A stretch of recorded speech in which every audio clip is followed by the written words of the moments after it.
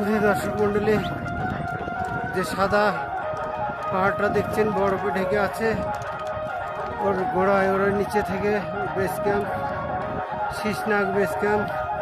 ওখান থেকে রওনা দিয়েছি।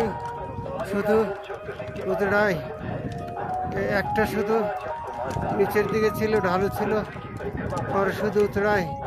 ওই দেখুন অনেক দূর থেকে উতরাই, আর পারছে না, গা হাঁপসে যাচ্ছে। এই যেগুলো সাদা পাহাড় দেখছেন, এগুলো তো নিয়মিত বরফ জমে, যার জন্যে ঘাস হতে পারে না।